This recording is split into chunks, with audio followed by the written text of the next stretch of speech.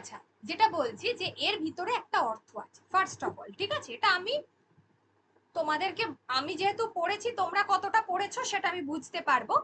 যাই হোক, পড়েছি সেই কারণে বললাম। এবার আমার ফার্স্ট কাজ হবে, আমি যখন ভাবার্থ করতে যাব, স্টেপ বাই স্টেপ প্রত্যেকে খাতায় লিখে রাখো, আমি নিয়মগুলো ব্যাখ্যা করছি নেক্সট দিনকে। তবু আজকেও আমি ব্যাখ্যা যেটুকু আমার মনে হচ্ছে আমি করতে গিয়ে বলছি যে ফার্স্ট অফ অল আমার কথা হলো যে এইখানে কতগুলো ওয়ার্ড রয়েছে, টোটাল ওয়ার্ড লিমিট, ওয়ার্ড সংখ্যা কতগুলো, ঠিক আছে? মানে ওয়ার্ডস কতগুলো রয়েছে সেটা আগে কাউন্ট করব। আমি যতটুকু জানি, যতটুকু দেখেছি, সেখানে ওয়ার্ড লিমিট রয়েছে 137টা মতো, 136 থেকে 137টা, ঠিক আছে? এবার আমার কথা হলো এটা একটা অ্যাভারেজ আমি হিসাব করেছি। কিভাবে আমি হিসাব করলাম? আমি কি একটা দুটো করে পরীক্ষার খাতা এরকম করে গুনবো? তাহলে সময় শেষ হয়ে যাবে। ফার্স্ট অফ অল এইভাবে গুনবো 1 2 3 4 5 6 7 8 9, এখানে 9টা কিন্তু লাইন রয়েছে। প্রত্যেকটা লাইনে কটা ওয়ার্ড রয়েছে? 1 2 3 4 5 6 7 8 9 10, ঠিক আছে? তাহলে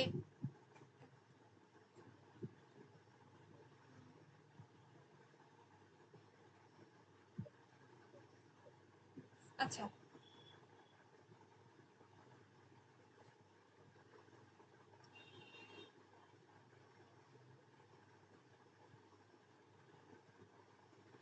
ওই গড়ে 9 থেকে 10টা মতো তো ওয়ার্ড রয়েছে এখানে, কিন্তু এটা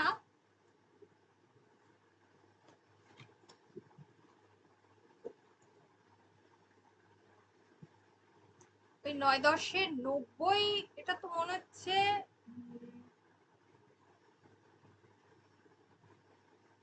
তোমাদের কতগুলো হয়েছে? 104 এর আশেপাশে, 105 কি 6। 105 কি 6 হয়েছে? ছোট ছোট ওয়ার্ড আছে না, এক ও এই সমস্ত, উপরিও না, শিওর ছিলে? আমি পুরোটা অবশ্য গুনেছি, কিন্তু আমি তো একটা অ্যাভারেজ গুনলাম। দাঁড়া এক মিনিট। 100 ধরেই চলেন, 104 ধরেই চলেন।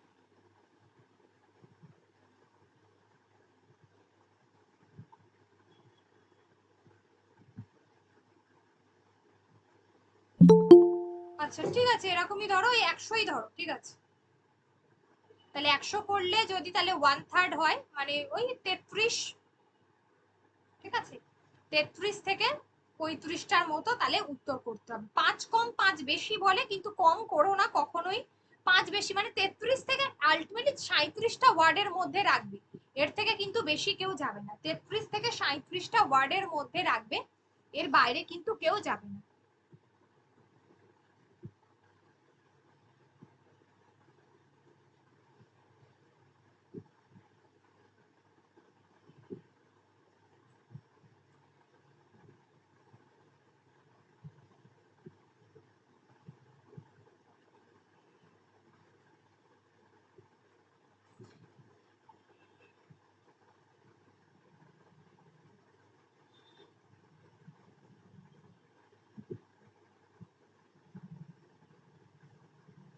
আমার হিসাবে অনেকটাই বেশি আসছে।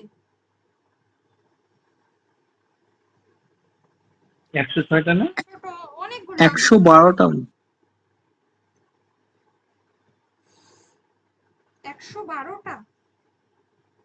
হ্যাঁ ম্যাম।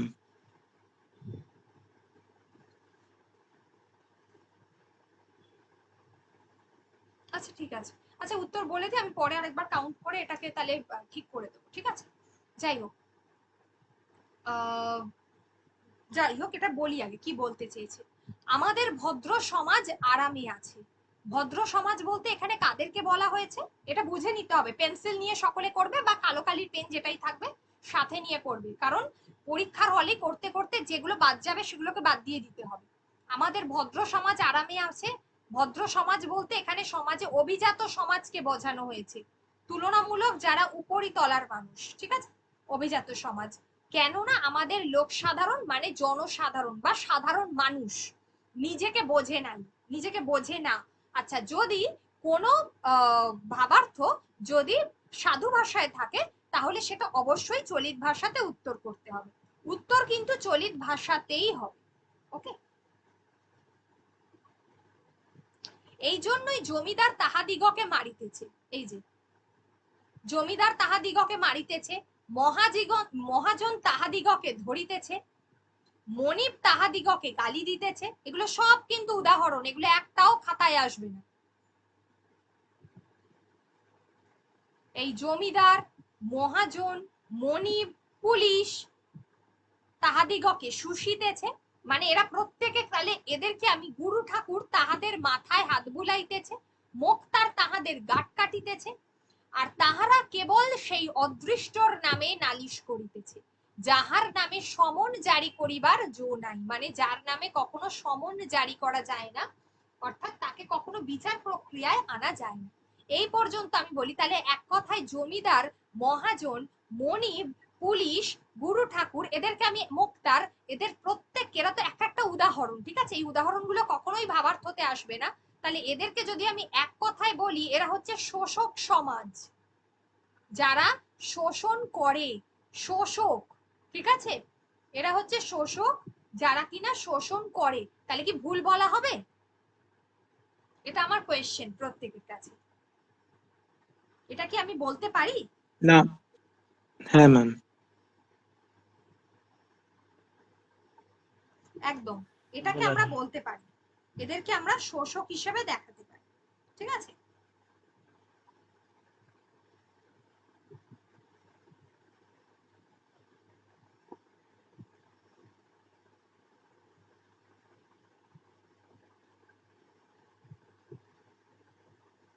আচ্ছা, এবারে কি বলছে, আমরা জোর করে, আমরা বড় জোর ধর্মের দোহাই দিয়া জমিদারকে বলি তোমার কর্তব্য করো, মহাজনকে বলি তোমার সুদ কমাও। মানে এক কথায় আমরা জমিদারকে, মহাজনকে আর পুলিশকে বলি তুমি অন্যায় করিও না, এমন করিয়া নিতান্ত দুর্বল ভাবে কতদিন ঠেকাইবো। মানে এদেরকে আমরা এক কথায় কি করি, তোষামোদ করি। তোষামোদ মানে ফ্ল্যাটারিং করা, তোষামোদ করা, ঠিক আছে? কারণ কাউকে অয়েলিং করা যেটা বলে, এক কথায় পা চাটা, আমরা ওটা খুব খারাপ বাংলা বলি, ভালো বাংলা হচ্ছে তোষামোদ করা, ঠিক আছে? চালুনিতে করিয়া জল আনাইবো, আর বাহককে বলিব যতটা পারো তোমার হাত দিয়া, চালুনিতে করিয়া জল আনাইবো আর বাহককে বলিব যতটা পারো তোমার হাত দিয়া। আচ্ছা, এটা হবে ছিদ্র, হ্যাঁ, ছিদ্র সামলাও, ছিদ্র সামলাও, সে হয় না, তাহাতে কোনো এক সময়ে এক মুহূর্তের কাজ চলে, কিন্তু চিরকালের এ ব্যবস্থা নয়। অর্থাৎ এইটা দিয়ে কিন্তু একটা মুহূর্ত চলতে পারে, কিন্তু চিরকালের জন্য, সারা জীবনের জন্য এটা কোনো সমাধান নয়। সমাজে দয়ার চেয়ে, অর্থাৎ কাউকে খুব অনুগ্রহ করছি, করুণা করছি, এইটার চেয়ে দায়ের জোর বেশি। মানে দায় বলতে কি বোঝায়, দায় দায়িত্ব, দায়বদ্ধতা, দায়িত্ব, ঠিক আছে? দায়বদ্ধতা, দায়িত্ব, এইগুলো বোঝায়। এবার যখন আমরা কোনো ভাব সম্প্রসারণ করি, সরি, যখন আমরা কোনো ভাবার্থ বা সারাংশ লিখছি, সেখানে অবশ্যই এই প্যাসেজ থেকে যতটা সম্ভব বাক্য এবং শব্দ কম ব্যবহার করব, বাক্য এবং শব্দ কম ব্যবহার করব, ঠিক আছে? বাক্য এবং শব্দ বা এই প্যাসেজ থেকে নেওয়া হয়েছে এমন জিনিস কম ব্যবহার করব। মানে এখান থেকে ডিরেক্টলি আমরা কোনো সেন্টেন্স তুলে দেব না। যেটুকু এখনো পর্যন্ত বুঝিয়েছি সেটা বোঝা গেছে? যদি এই পর্যন্ত কারোর কোনো প্রশ্ন থাকে করো। তাহলে এক কথায় কি বলছে, যে সমাজে মধ্যবিত্ত মানে শিষ্ট সমাজ, ভদ্র সমাজ, মানে এক কথায় এই যে ভদ্র সমাজ, ভদ্র বলে যে শব্দটা আছে, ভদ্র শব্দের একটা সমার্থক শব্দ হচ্ছে শিষ্ট সমাজ, সেটা আমরা ব্যবহার করতে পারি, ঠিক আছে? আমাদের শিষ্ট সমাজ, তারা আরামে আছে, তার মানে কি, তারা নিশ্চিন্তে আছে, তাদের কোনো চিন্তা নেই। আরামে আছে মানে তাদের কোনো চিন্তা নেই। তার কারণটা কি, যে সাধারণ মানুষ কি করছে, নিজেকে বুঝতে পারে না, শিষ্ট সমাজ নিশ্চিন্তে থাকে। এবার একটা কথা বলবে, যে আমাদের শব্দটা দেওয়া আছে, কখনো কিন্তু উত্তম পুরুষ লেখা যাবে না প্রশ্নের উত্তরে। কোন রকম উত্তম পুরুষ, উত্তম পুরুষ কাকে বলে?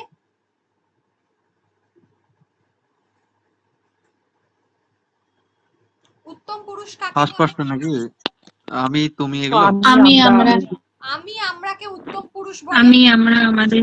তুমি তোমরা, ঠিক আছে? আর প্রথম পুরুষ হচ্ছে সে তাহারা। পরীক্ষার খাতায় অবশ্যই প্রথম পুরুষ মানে ভাবার্থ বা সারমর্ম যাই লিখি না কেন প্রথম পুরুষ ব্যবহার করতে পারবো, কিন্তু কখনোই আমরা উত্তম এবং মধ্যম পুরুষ ব্যবহার করতে পারবো না। মাথায় যেন থাকে এটা, আমাদেরটা যেন ভুল করেও বা তোমাদের এই শব্দগুলো যেন ভুল করেও না লেখা হয় ওখানে। অর্থাৎ কিনা আমরা যদি কেউ ভাব বাচ্চটা বুঝি, উত্তর হবে অলওয়েজ ভাব বাচ্চে, কখনোই কিন্তু কর্তৃ বা কর্ম বাচ্চে উত্তর হবে না। কর্তৃ বা কর্ম বাচ্চে উত্তর হবে না, উত্তর হবে ভাব বাচ্চতে, ঠিক আছে? আচ্ছা, এবার এক্ষেত্রে বলবো যে তাহলে আমাদের তো লেখা যাবে না, মানে ভদ্র সমাজ অর্থাৎ শিষ্ট সমাজ নিশ্চিন্তে থাকে, কারণ সাধারণ মানুষ নিজেকে বুঝতে পারে না। এই যে লোক সাধারণ মানে এখানে সাধারণ মানুষের কথা হয়েছে। তাহলে ফার্স্ট বাক্যটা নিয়ে কোনো অসুবিধা আছে? তাহলে শুরু করব কি দিয়ে? এইভাবে যে সাধারণ মানুষ, আমি এখানে উত্তর লিখে দিয়েছি, আমি উত্তরটা তোমরা দেখবে, আমি আগে বুঝিয়ে দিই। তাহলে এটা হয়ে গেল। পরেরটা হচ্ছে বুঝতে পারে না, সমাজের সর্বস্তরে মানুষ থাকে বঞ্চিত এবং শোষিত। সর্বস্তরে মানুষ থাকে বঞ্চিত এবং শোষিত। শোষিত শোষক শ্রেণীর কাছে মানুষ সর্বস্তরে, বা শোষক শ্রেণীর কাছে এইটুকু লিখলেই হবে, ছোট করে দাও এটাকে। শোষক শ্রেণীর কাছে মানুষ থাকে বঞ্চিত এবং শোষিত। দাঁড়ি অত্যাচারের সে কোনো প্রতিবাদ করে না, অর্থাৎ এই যে পুলিশ তাহাদিগকে শুষিতেছে, গুরু ঠাকুর তাদের মাথায় হাত বোলাচ্ছে, বক্তার তাদের গাঁট কাটিতেছে, মানে এক কথায় মানুষ কোনো অত্যাচারের, এগুলো তো অত্যাচার মানুষের উপরই, কোনো প্রতিবাদ করে না। সে শুধু কি করে? ঈশ্বরের উদ্দেশ্যে, এই যে বলছে না ধর্মের দোহাই দিয়ে, এই সরি শুধুমাত্র অদৃষ্টের নামে নালিশ করছে। অদৃষ্ট বলতে আমরা কাকে বুঝি? আমাদের কপালকে বোঝাই, তাই না? তোমাদের কপালে লেখা আছে, অর্থাৎ ঈশ্বরের কাছে শুধুমাত্র নালিশ জানায়, এছাড়া আর কিছু করে না। আমরা বড়জোর ধর্মের দোহাই দিয়ে জমিদারকে বলি তোমরা কর্তব্য করো, আর মহাজনকে বলি তোমার সুদ কমাও, পুলিশকে বলি তুমি অন্যায় করিও না। এমন করিয়া নিতান্ত দুর্বল ভাবে কতদিন ঠেকাইব। অর্থাৎ কিনা দুর্বল জাতি হিসাবে মানুষ ধর্মের দোহাই দিয়ে কি করে? সমাজের যে প্রভাবশালী মানুষকে তোষামোদ করে। প্রভাবশালী কেন বলেছে? এই জমিদার, মনিব, মহাজন, পুলিশ, গুরু ঠাকুর, মোক্তার, এদের তো আমরা তাহলে কি বলবো? এরা তো প্রভাবশালী, সমাজের উচ্চবিত্ত মানুষ। এখানে দুটোই শব্দ ব্যবহার করা যেতে পারে। যদি কেউ উচ্চবিত্ত ব্যবহার করে সেটাও ভুল হবে না, আর যদি কেউ প্রভাবশালী ব্যবহার করে তাহলে সেটাও ভুল হবে না। মানে এদের প্রত্যেককে আমি একটা শব্দ দিয়েই সবটা বন্ধ করে দিলাম, প্রভাবশালী। বোঝা গেল? প্রভাবশালী মানুষদেরকে তোষামোদ করে। অনুগ্রহের কাছে মানুষের কাছে দায়িত্ব সর্বদাই বড়। এই যে বলেছে না শেষে গিয়ে যে সমাজে দয়ার চেয়ে দায়ের জোর বেশি, দয়া মানে অনুগ্রহ, অনুগ্রহের চেয়ে মানুষের কাছে, মানুষ তো অনেক বেশি দায়িত্ব পরায়ণ, তাই জন্য সর্বদাই কি হয়েছে মানুষের কাছে দায় বলতে আমাদের যে মানুষের কাছে দায়িত্ব, দায়বদ্ধতা, সেটাই হচ্ছে বল। এই গেল পুরো ভাবার্থটার অর্থ।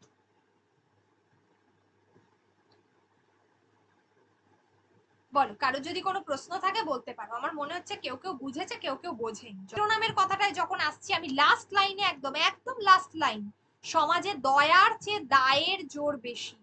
সবসময় জানবে যে ভাবার্থ হোক বা সারাংশ হোক, কোথাও কিন্তু শিরোনামটা তার মধ্যেই লুকিয়ে থাকে, শিরোনামটা লুকিয়ে থাকে। এখানে কিন্তু একদম লাস্ট লাইনে বলে দিয়েছে সমাজে দয়ার চেয়ে দায়ের জোর বেশি, মানে মানুষের দায়বদ্ধতাই কোথায় তাকে সমস্ত কিছুকে মেনে নিতে হয়।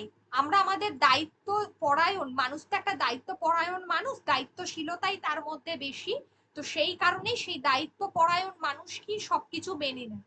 তাই লাস্ট লাইনটাকেই সব সব ক্ষেত্রে মানে আশা করব এটাই হচ্ছে শিরোনামে উঠে আসবে প্রত্যেকের খাতায়। আচ্ছা, সারাংশ থেকে শিরোনাম দেওয়া যাবে, তাই তো? হ্যাঁ, মানে ওখানে থাকে, মানে ব্যাপারটা লুকিয়েই থাকে, ওটাকে খুঁজে নিতে হয় আমাদের, ঠিক আছে? আমি এই শিরোনামটা দিয়েছিলাম, কিন্তু আমার এটা জানা ছিল না যে প্যাসেজ থেকে দিতে হয়, আমি কেটে আবার ওটা দিয়েছি। এইটা তুলে দিলে হবে না, ওই যে যে সামাজিক দায়বদ্ধতা, মানে দায়বদ্ধতার ব্যাপারটাকে তুলে আনতে হবে। তাই হ্যাঁ, মানে দায়বদ্ধতা ওই, বা দায়িত্ব পরায়ণতা এইগুলোকে যারা রিলেট করে করেছো তাদেরগুলো আচ্ছা আচ্ছা, সবকটারই রাইট হয়েছে। আর একটা উচ্চবিত্তের ও যেটা বললো আর নিম্নবিত্ত, ওটা ভুল নয়, কারণ মূল যে ভাব প্যাসেজটা যে মূল ভাব সেটা অনুযায়ী ওটা ঠিক আছে, সেই কারণেই আমি রাইট বলেছি। হ্যাঁ, এবারে বলো আর কে কি বলছিলে, বলো শুনুন। বলছি ম্যাম, মিথিলার বিদ্যাপতি, মিথিলায় জন্ম বিদ্যাপতির, তার গান, এখানে গান মানে হচ্ছে বিদ্যাপতির পদ, ঠিক আছে? এর সমার্থক শব্দ যেটা গান সেটাই হচ্ছে পদ, বৈষ্ণব পদাবলীর পদ, ঠিক আছে? পদ ব্যবহার করতে পারো, কারণ লিখে রাখো এগুলো। পদ কেমন করিয়া বাংলা পদাবলী হইয়া উঠিয়াছে তাহা দেখিলেই বুঝা যাইবে। এই অবধি তো তোমরা বুঝতে পেরেছো, বাট তারপরে আমি বলছি স্বভাবের নিয়মে এক কেমন করিয়া আর হইয়া উঠিতেছে। এক আর আরের মধ্যে তফাৎ কি বলতে চাইছে? পরীক্ষাতে এত মানে একরকম ছিল আর একরকম হয়ে গিয়েছে বাংলার সাথে যোগ হয়ে। একরকম ছিল আর একরকম, কিভাবে একরকম ছিল আর একরকম হয়ে গেল, ঠিক আছে? বাংলায় প্রচলিত বিদ্যাপতির পদাবলীকে বিদ্যাপতির বলা চলে না, কারণ বিদ্যাপতির আগেও এখানে অনেকে পদ রচনা করেছে, তারপরেও যখন বিদ্যাপতি পদ লিখছেন বিদ্যাপতির সময়, সেগুলোকে বলছে বিদ্যাপতির বলা চলে না। মূল কবির প্রায় কিছুই তাহার অধিকাংশ পদেই নেই, মানে সাধারণত বৈষ্ণব পদাবলীর যা বৈশিষ্ট্য আছে সেগুলো কখনোই বিদ্যাপতির পদে দেখা যায় না। এগুলো বুঝে নিতে হবে, কিন্তু আমি এখানে ক্লাসে বোঝাচ্ছি, কিন্তু পরীক্ষার হলে 10 মিনিটে নিজেকেই বুঝতে হবে। ক্রমেই বাঙালি গায়ক এবং বাঙালি শ্রোতার যোগে তাহার ভাষা এবং তাহার অর্থ এমন কি তাহার রসেরও পরিবর্তন হইয়া সে এক নূতন জিনিস হইয়া দাঁড়াইতেছে। মানে এই যে ভাষা আর একটা হচ্ছে রস, এই দুয়ের দ্বারাই কিন্তু এই বিদ্যাপতি অনন্য হয়ে উঠেছেন। তার পরিচয় বাংলা সাহিত্যে এই কারণেই তিনি কিন্তু জনপ্রিয়, এই দুটোর কারণে। একটা হচ্ছে ভাষা, অন্যটা হচ্ছে রস। আর আরেকটা হলো এই দুটোর মাঝখানে অবস্থিত, সেটা হচ্ছে সুর। দেখো পরবর্তীকালেই আছে যে অথচ নানা কাল এবং নানা লোকের দ্বারা পরিবর্তন সত্ত্বেও, মানে কালের গতিতে পদগুলো এলোমেলো প্রলাপের মতো হইয়া যায় না। মানে এতদিন হয়ে গেছে তাও কিন্তু পদগুলো পরিবর্তন হয়নি, সেগুলো একই আছে। তার কারণ একটা মূল সুর মাঝখানে থাকিয়া সমস্ত পরিবর্তনকে আপনার করিয়া লইবার জন্য সর্বদা সতর্ক হইয়া বসিয়াছে। মানে এই দুটোর, এই ভাষা আর হচ্ছে রস, এই দুটোর মাঝখানে রয়েছে একটা মূল সুর, ঠিক আছে? সেই সুরটুকুর জেরেই মানে জোরেই এই পদগুলোকে বিদ্যাপতির পদ বলছি। মানে এখানে মূল বিষয়টা হচ্ছে সুরটা, পদগুলোর সুরই হচ্ছে এখানে মূল। আবার আগাগোড়া পরিবর্তনের জোরে এগুলো কি বাংলা সাহিত্য বলতে কুণ্ঠিত হইবার কারণ নাই। মানে এই যে পরিবর্তনটা হয়েছে এই কারণেই এটা বাংলা সাহিত্যে এত বেশি জনপ্রিয়। কুণ্ঠিত মানে আমাদের গলা কাঁপছে না, বাঙালির সাহিত্য বলেছে এই কারণে, মানে বিদ্যাপতি বাংলা সাহিত্যে জনপ্রিয় এই কারণেই জনপ্রিয়। তাহলে যদি আমি বলি মোটামুটি ভাবে প্যাসেজটা বোঝাতে পেরেছি, যে এখানে বিদ্যাপতির পদ নিয়ে বলেছে, যে বিদ্যাপতি মিথিলায় তার জন্ম, কিন্তু বাংলা সাহিত্যে কেন তিনি জনপ্রিয় হলেন বা কিসের জোরে তিনি জনপ্রিয় হলেন, তিনি যে পদগুলো লিখছেন সেগুলো কিন্তু বাংলা সাহিত্যে যেভাবে পদাবলী সাহিত্য লেখা হয় সেইভাবে তিনি কিন্তু লেখেননি।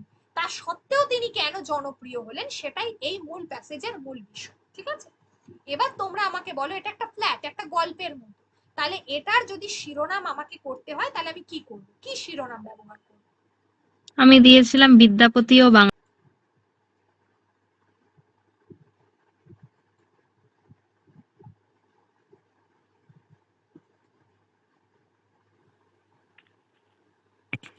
বলছিলাম ম্যাম, আমাদেরকে যে কোনো একটা টপিকের উপরে সারমর্ম আর ভাবার্থ দুটোই বুঝিয়ে দেবেন, তাহলে আমাদের দুটোর মধ্যে যে অল্প হলেও পার্থক্যটা সেটা বোঝা যাবে, মানে একটা টপিকের উপরেই আর কি। হ্যাঁ আমি বুঝতে পেরেছি, আমি নেক্সট দিনকে একটা ভাবার্থ বা সারমর্ম করতে দেব, সেটা আমি উল্লেখ করেই দেব, ঠিক আছে? ঠিক আছে, রবিবারের জন্য আমি তার মধ্যে খাতা দেখে নেবো আগের গুলো। আর যে লিস্টের কথা বলছো, লিস্ট আমি এক্ষুনি দিয়ে দিচ্ছি, একটা লিস্ট আমি অলরেডি আগে দিয়েছিলাম, তোমাদেরকেও দেবো আমি, গুরুত্বপূর্ণ গুলো আমি আরেকবার তবু বলে দেবো, ঠিক আছে? আর প্রত্যেকে যে ওই পিডিএফ গুলো আমি দিয়েছি গুরুত্বপূর্ণ প্রতিবেদনের, ওগুলো কি খুলে দেখা হয়েছে না ওগুলো পিডিএফ আকারেই থেকে গেছে নিজেদের মধ্যে? 3টে প্যারা হবে। প্রথম প্যারা বললাম, দ্বিতীয় প্যারাতে কি বলা হয়েছে, ওই যে প্রকল্পটার উদ্দেশ্যটা কি, সেখানে কত টাকা করে দেওয়া হচ্ছে, কাদেরকে দেওয়া হচ্ছে, কারা সেই প্রকল্পতে কারা তারা আওতাভুক্ত হতে পারে, ঠিক আছে, কারা আসতে পারে, তারা কি কি সুবিধা পাবে, কিভাবে তারা ফর্ম ফিল আপ করলে কিভাবে প্রকল্পটা পেতে পারে, এই বিষয়গুলো সেখানে যুক্ত করতে হবে। আর থার্ড ওয়ান, যেটা লাস্ট প্যারা হবে, এই প্রকল্পতে কতজন অন্তর্ভুক্ত হয়েছে সেটা সরকারের তরফ থেকে কোনো বিবৃতি, কোনো আমলা, কোনো প্রশাসনিক ব্যক্তি বা সংশ্লিষ্ট দপ্তরের মন্ত্রী কারা সেখানে বিবৃতি দিচ্ছে এবং দিয়ে বলছে কতজন সেই প্রকল্পের অধীনে এসেছে, 1 নম্বর। 2 নম্বর হচ্ছে প্রকল্পটি যদি কোনো পুরস্কার পেয়ে থাকে তাহলে কি পুরস্কার পেয়েছে, কাদের মাধ্যমে পেয়েছে, কত সালে পেয়েছে, এই বিষয়গুলো। এইভাবে 3টে প্যারা আমি একদম পয়েন্ট আউট করে বলে দিই। আর কত টাকা করে দেওয়া হচ্ছে, বারবার বলছি যে কারা আওতাভুক্ত হতে হবে, এই যে ইনফরমেশন গুলো, এই যে তথ্যগুলো যেন ভুল না হয়, প্রত্যেকের কাছে যেন এক্সাক্ট তথ্য থাকে, ওই কারণেই আমি নোটটা করে দিয়েছি। নোটটার মধ্যে ওগুলো লেখা আছে।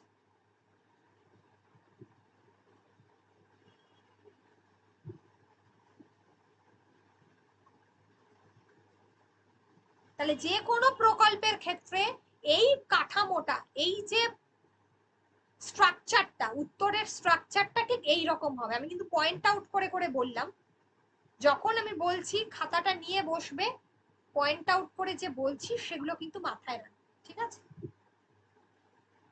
বা নোট করে নিন।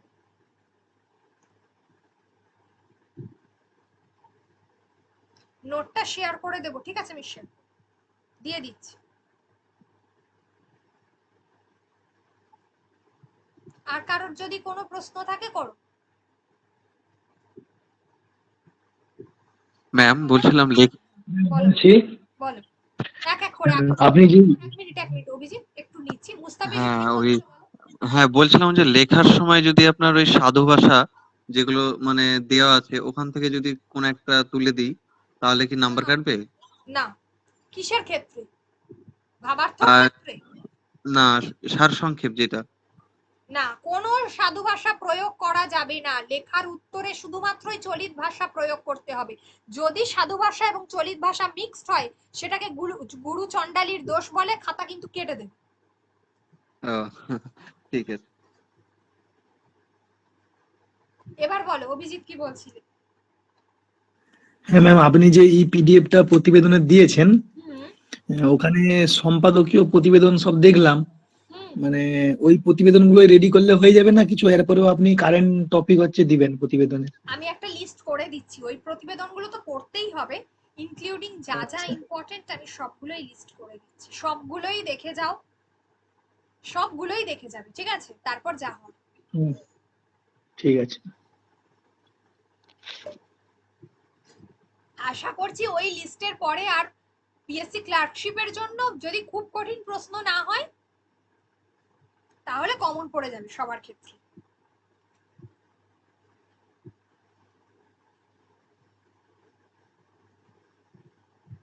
আর কারোর কোনো প্রশ্ন? আচ্ছা, এই সারমর্মগুলো আর বলে দিতে হবে না তো কাউকে? না না। একবার চেক করে দেখে নাও প্রত্যেকে, যদি কারোর মনে হয় যে কোনো লাইনে কারোর কোনো অসুবিধা হচ্ছে তাহলে বলবে। ম্যাম সমন জারি করা, যে সমন কথাটার অর্থ কি বললেন? আর সমন জারি করা হচ্ছে যে কোথায় আছে এই জায়গাটা, এই যে যাহার নামে, মানে তার বিরুদ্ধে কোনো আইনি ব্যবস্থা নেওয়া যায় না। সমন মানে হচ্ছে আইনি ব্যবস্থা নেওয়া, ঠিক আছে।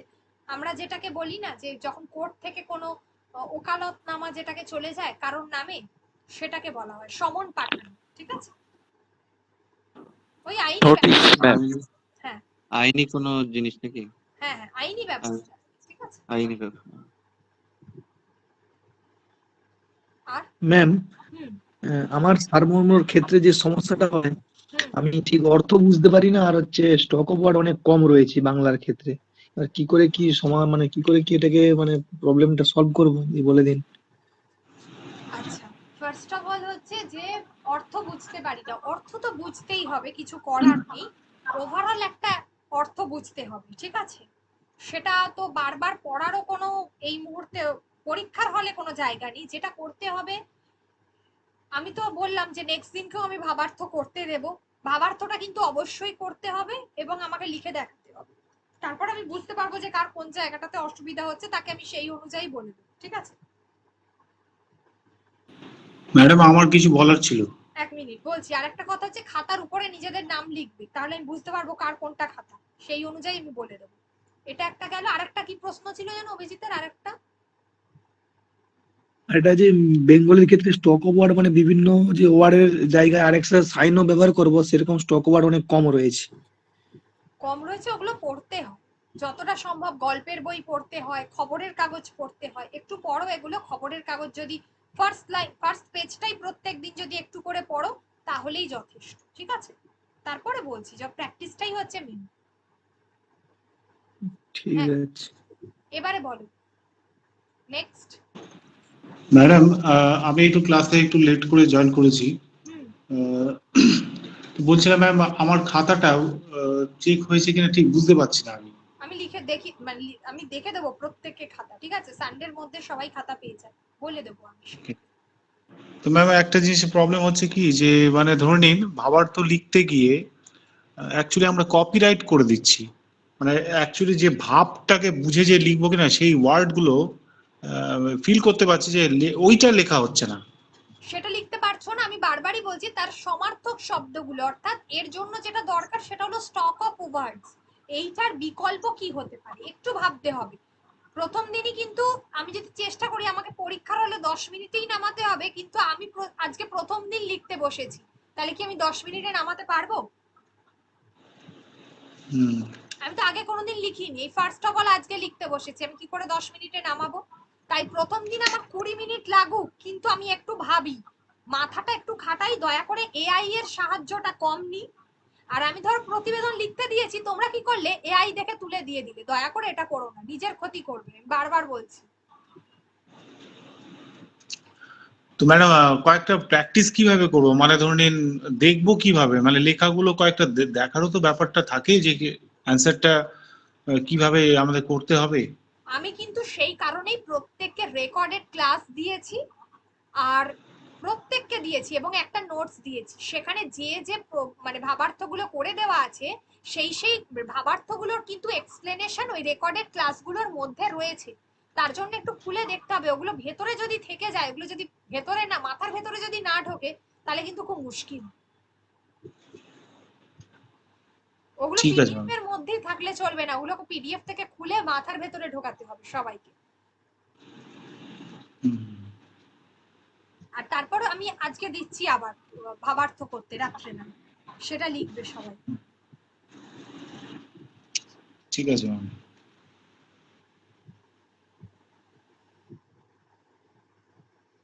আর অনেকে তোমরা কি করেছো, তোমাদের বন্ধু বান্ধবকে অনেকে নম্বরটা দিয়েছো। ঠিক আছে, সে পরের ব্যাচে আমি ক্লাস করাবো।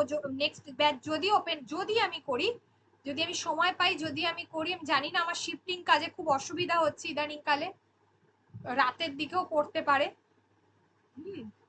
আর তো সেই কারণে যেটা হবে যে আমি ক্লাসে বলে দেবো কার কি এইভাবে, কিন্তু হয়তো আমি খাতা আর দেখতে পারবো না নতুন করে।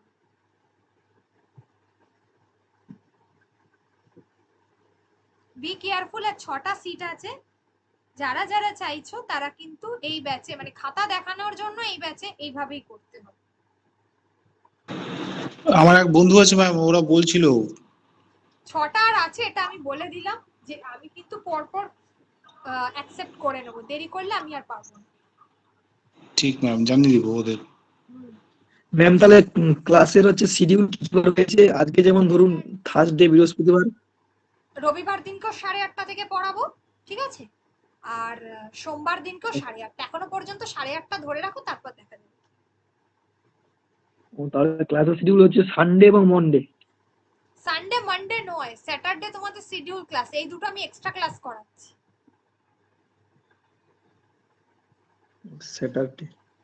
স্যাটারডে হচ্ছে শিডিউল ক্লাস, ওটা তোমাদের হবে। আর এক্সট্রা ক্লাসগুলো আমি বলে দিচ্ছি। ঠিক আছে? ম্যাম শনিবার দিন তাহলে কটা থেকে ক্লাস? কবে? শনিবার 8:30 হ্যাঁ ম্যাম।